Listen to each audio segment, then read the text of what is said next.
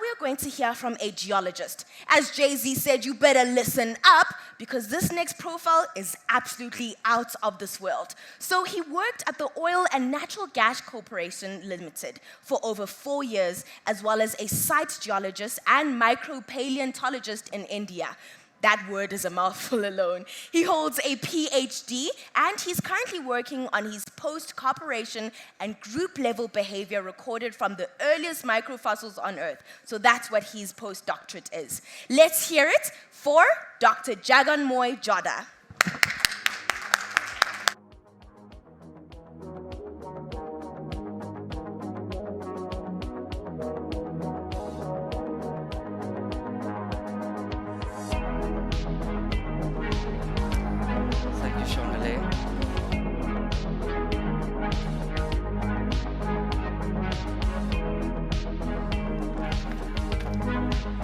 Thank you. Yeah.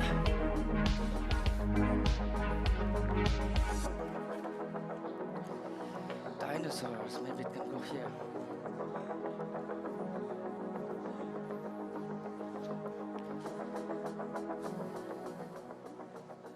Next. Hello. Okay. Good afternoon, all. Thank you so much for having me here, and it's a pleasure and honor to present here in front of this lovely audience. So basically, as you can see, I'm with my toys here, and if you want, you can also have a look and play with them later. We have an amazing people, or group of people here, rightly here, just for you to interact. But before we go and deal with those kind of things which are placed in front of this audience today here in this table, I would like to mention the fact that who are we talking about? What is a geologist? So basically, it's a perception about how my parents think I am. So this is what they think I am. I'm basically holding some bunch of random rocks, playing with them, and just that's my job. That's what my parents think. Then now comes my friends. They think that I'm just having some photograph session with some celeb geologist from National Geographic or the Discovery Channel. That's what they think. Then comes the society, who thinks I'm always in music festivals or parties or clubbing. This is what the society thinks of me. But the real story is a geologist is basically someone who is always wandering and just hunting for the oldest and the earliest evidence of microbial life, rocks, how they came into this planet at the beginning, or now what we see rocks have undergone. That's me in that photograph where I was breaking my head trying to understand how these rocks got so buckled or folded, and that being me having my MJ moment. But here, in the background, you see even the cow is having his fun by grazing some grass while I was breaking my head. But the point being said that we are not only out there in the bush and looking for some rocks of our own interest, we do a lot of geochemistry. Now, what is geochemistry? You pick up a rock today, you go to your house, and then you wonder how this rock is formed. What is the real composition of this rock? Now, that's what we do by being in a chemical lab. We try and understand how much of aluminium, silica, magnesium, iron is there in this rock, right? And how this blue or whatever color it is, pink, how this appears. So this is what we get to know when we do geochemistry on these rocks. After that, geologists' duty is also to perform hugely on some high-end instruments. These are like instruments which are only placed in some secret places where you will only be able to enter if you are a geologist. So I'm privileged, and we are all privileged as paleontologists, geologists, geochemists to work in this field. We are also huge philosophers. We think about the beginning of our planet, how we came here, what brought us here, why we are here. We are philosophers. We think a lot. Throughout our day, we are thinkers. We are believers. We believe in the fact that geological forces and biological forces put our planetesimals together and form this planet. So basically, this is where we begin. A planet which was very alien-like. Nobody would have imagined that we could survive this. The planet, it was molten, hot with lava flows everywhere. Nothing could escape that. But this is where we were at the beginning of our young Earth, and here we are, such a planet with blue, livable world. Here we are sitting in front of the screen and looking at this amazing technology and the advancement that we have seen. So this is the basic job of a geologist, to go from a journey from here to understand, unravel the mysteries of our own planet.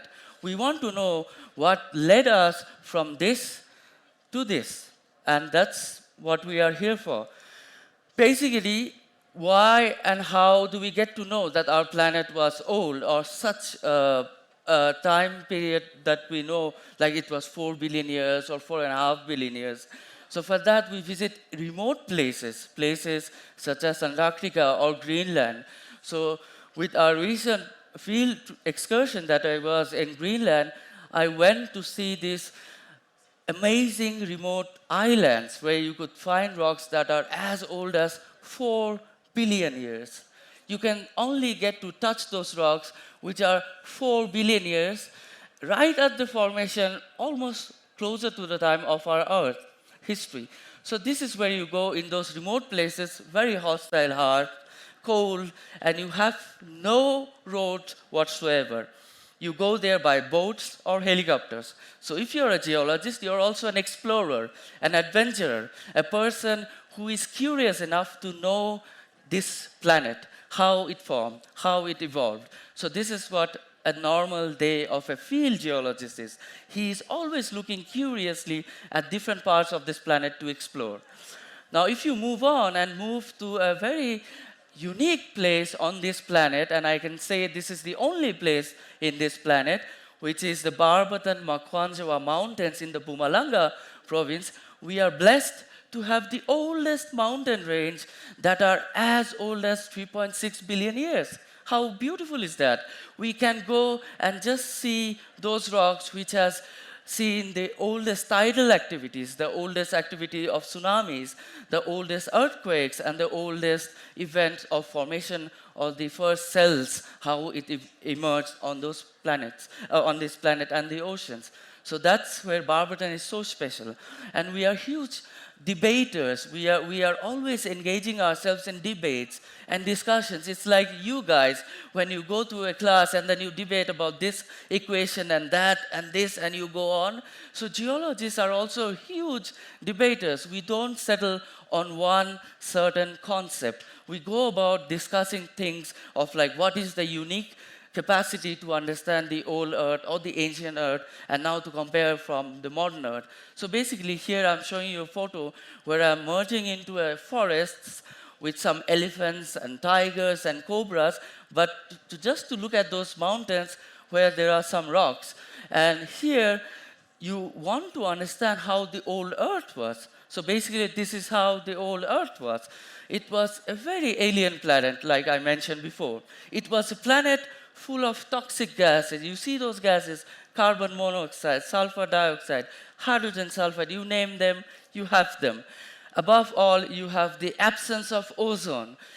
Even impact events were hugely enough to have bombarded the Earth at strong intensity. So this was the Earth. The moon was much closer, and there were some primitive oceans with some abundance of volcanic eruptions. So this is how the planet was. But how do we know it? It's just because of those researchers spending their years relentlessly to understand this planet, how it evolved, how it formed, and what happened, what geologic processes may have operated in the past. Now, particularly, I'm interested in the time period which is shown here in this arrow. It's the time period which is known as Archean, meaning there are different time periods. If you go and spiral is our Earth's history, which is shown. If you go down in this spiral of our Earth's history, you are talking about the point where we just began.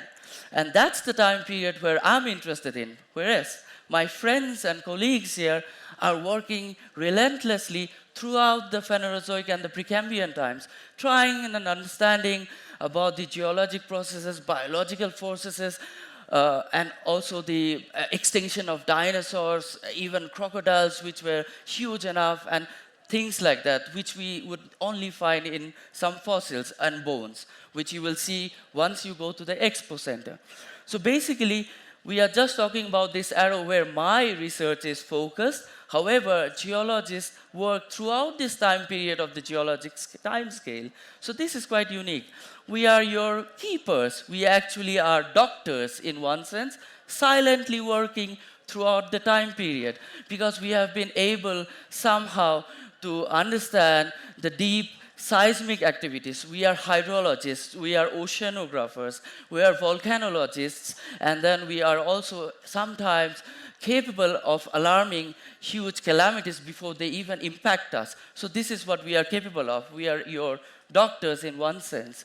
Other than that, we are builders and we are engineers. What we do, we work tirelessly with the engineers and the construction people to make sure that the bridges, the tunnels, and the roads are in place. They don't fall apart. This is where engineering geology comes into role play. So these are all the things that the geologists do apart from understanding Earth and understanding how we are here. So these are the different things. Now, securing energy and securing resources has been our prime motive. Why we are here today, technology, innovations, and securing energy. What it means is that for the future you and for your future generation, we would want to have a secured future in terms of energy demands. And how do you know that? A geologist basically goes inside the heart of those oceans, deep in the far oceans, to secure oil and gas for the country, for the development of the economy. And this is a real sacrifice, because sometimes there can be calamities and accidents. So he or she is a brave heart. So, and that's how we can say we are also gold diggers, because we dig gold, we dig, we mine diamonds, you demand any resource, you demand strategic minerals, you demand resources which are of our own need and also the need for technologies to be built. We provide you with that. So basically, we are also not only fortune tellers, but we are also energy givers. We provide the society, humankind, and the government with energy. So this is what we are. And basically, sorry, Sheldon, geologists is a real science, and we are real scientists who are doing real science in different fields. So we have to say bye-bye and tata to Sheldon. We need to have our own geological character. And with that, I would want to say that having said all of this, how exciting a geologist's life is, you go to the remote localities, you understand those rocks, you create these fantastic stories, amazing features of these rocks that you see, and you come up with a story. What we are also, we are fortune tellers. We want to seek the fortune for us. Why? Because we are into carbon capture. We want to see our future to be stable, to be good, to be more green. So we are into green energy. And as a country, South Africa is self-reliant. We are reliable on our own resources. We may not need to import. Rather, possibility is that we should export most of the time, not dependent on other countries. And you should be these people of our society, community, to build the geological world more strong, to have this union to be importers, to be exporters rather than importers. And we should also be mindful, in one sense, to have less, in a way, to be, let's say, we don't want to use up resources that readily.